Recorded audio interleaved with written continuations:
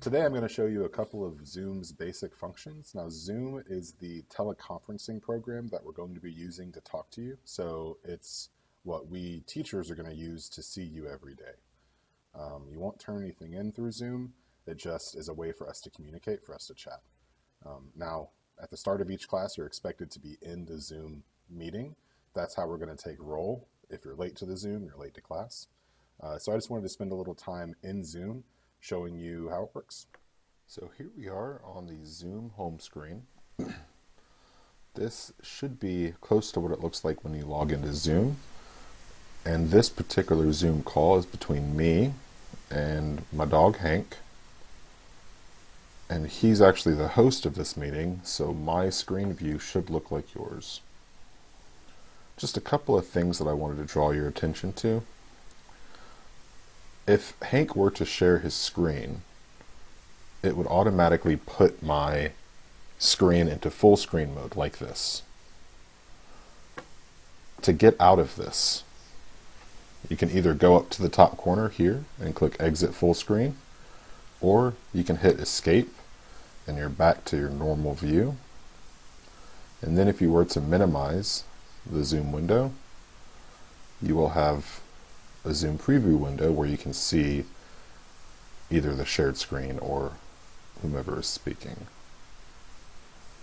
If you want to go back to the full screen, you click on this little green guy and it pulls up there. So the first thing that I want you to know how to do in Zoom is how to change your name to make sure that your name is actually yours. To do that, you go to your preview. So you find the picture of yourself and you hit the little three dots and you click rename and it'll let you type in your name. For us, you have to have your real name in the Zoom call.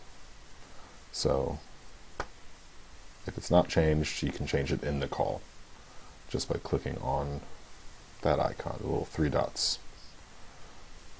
The next thing that you need to know is how to mute yourself. To mute, you go over to the bottom left-hand corner, which is right here, and you hit mute my audio. If you're muted, which I am, and it's telling me that I'm muted, you can hit the space bar to temporarily unmute, and it's like a walkie-talkie. So as long as you have this space bar held down, everyone can hear you. When you let go, you're muted again. And this little icon shows that I'm muted right now. When you come into the class, come into a Zoom call, we should have you automatically muted. So if you need to say something, just get in the habit of hitting that space bar to unmute yourself. If for some reason you aren't unmuted, you can mute yourself by hitting the mute button, or it's actually in the icon as well, mute, unmute. Another thing, I mentioned this in the orientation video, you may have heard it a few times, but it is actually more important than you realize. We want you to have headphones if you're in the Zoom call, because if you don't have headphones, a lot of times we get a thing called feedback, where we start to hear an echo of whoever is talking, or whomever is talking on the Zoom call, and it'll start echoing more and more and more. So it's less distracting when you're talking if you have headphones. So if you have headphones, try to find them. Next is a feature down here at the bottom. If you click on where it says participants, it pulls up a list of everybody in the call. But for you, it's important because it has an option to raise your hand. So down here at the bottom of the participants list, you can put raise hand, and it will show the host that your hand is up, and they can address you whenever they have a free time, like a free moment. So on their screen, a little hand pops up and it stays there until they go in and look at it. On the updated Zoom, there's more options. So you have things like a raised hand, you have a one for slow down, you have something for, that you need to step away.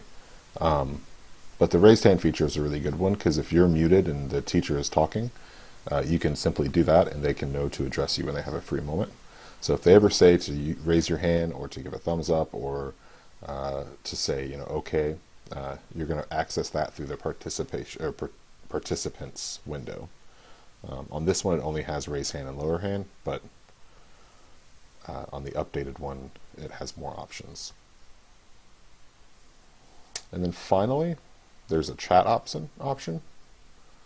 So if you click on chat, you're able to either address the entire class, the entire Zoom call, or you can do a one-on-one with someone in the call with you. So if you need to address the host, you just click on this button here that says to, and it will privately message them. Or if you want to do it to everyone, you just click to everyone. One thing I will say about this is after the call, the host can print a log of the entire chat. So everything you say is recorded. And they will see it. So keep that in mind if you're talking to someone privately, the host will know. The host sees it. But it is a useful feature if you have a question, you don't want the whole class to see it.